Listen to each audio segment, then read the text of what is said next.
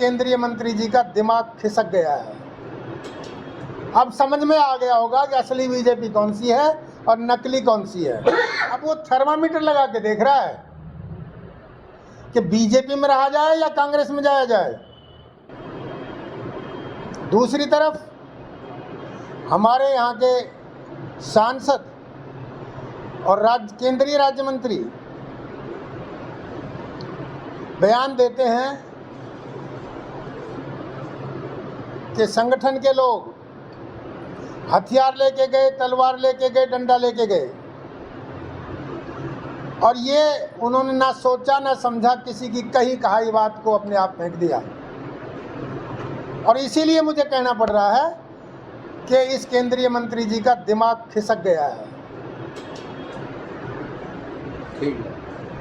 दिमाग खिसक गया है, मोदी जी की कैबिनेट में है। अगर खिसक गया है तो इसकी जांच कराई जाए और इलाज कराया जाए, अन्यथा नुकसान ज़्यादा हो जाएगा।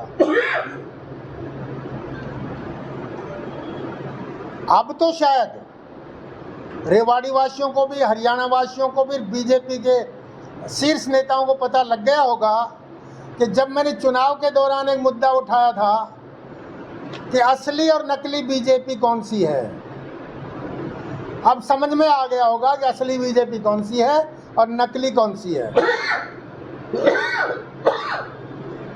एक समुदाय के लोग यात्रा पे जा रहे हैं, धार्मिक यात्रा पे, और उनके पास अगर वो तलवार है कौन सी जो पूजा में काम आती है, उसके धार नहीं होती, भोंटी होती है, और एक आध हथियार हो और वो लाइसेंस वाला हो, कोई भी साथ लेके चलता है।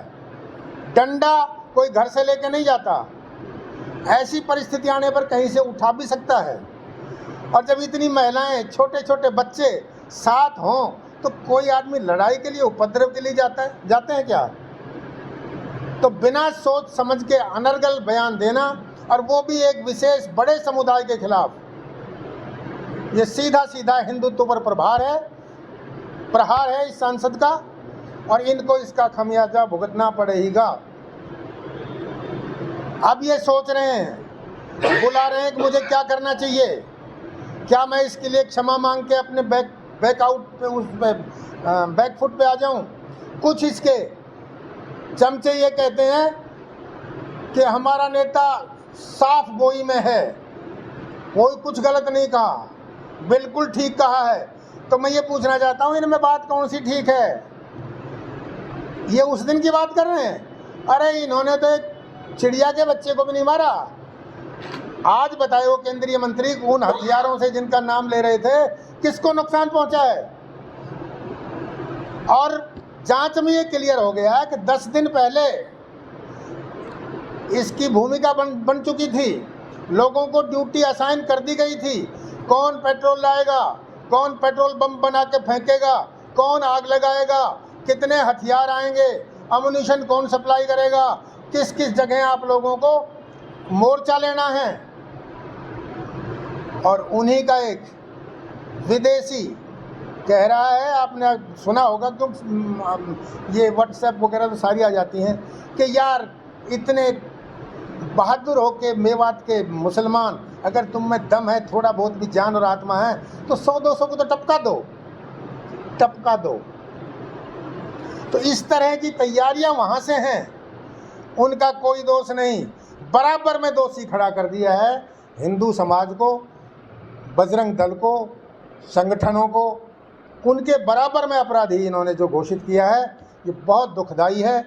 और अपनी गलती मानते हुए उनको अपने पद से इस्तीफा दे देना चाहिए, क्योंकि जो दो नाव में पैर रखता है कि बीजेपी में मंत्री हाथ जोड़ लेंगे, कांग्रेस में जाने की तैयारी, तो जो दो नाव में पैर रखता है वो जरूर डूबेगा। अब वो थर्मामीटर लगा के देख रहा है कि बीजेपी में रहा जाए या कांग्रेस में जाया जाए। मैं ये कहता हूँ, भाई कहीं चला जा, अब हिंदू समाज जाग चुका है और तेरी एक एक बात का बदला लेने के लिए तैयार खड़ा है। इतने बावड़े नहीं रहे लोग, सब कुछ समझते हैं। आप देखिए मेवात में सीआईडी के दफ्तर के सामने 300 रोहिंग्या के घर और सीबीआई को पता नहीं क्या हो रहा है, केंद्रीय मंत्री को नहीं पता क्या हो रहा है, और कहते हैं सरकार की ढील रही। इस बेचारे को ये नहीं पता सरकार कौन है। लगातार कांग्रेस की सरकार में मंत्री रहा, अब बीजेपी सरकार में मंत्री है, दोस्त सरकार का है, तो वो सरकार कौन है? अगर ये सरकार नहीं है तो इस्तीफा दे दे। और बहुत राज कर लिया, ये घरानों की राजनीति खत्म होनी चाहिए।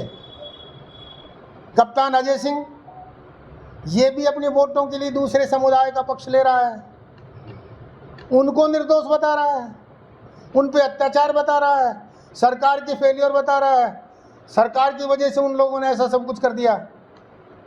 ये बयान जनता समझती है। तो अब कप्तान अजय सिंह को और इंद्रजीत सिंह को, दोनों को इसका मजा मिल जाएगा।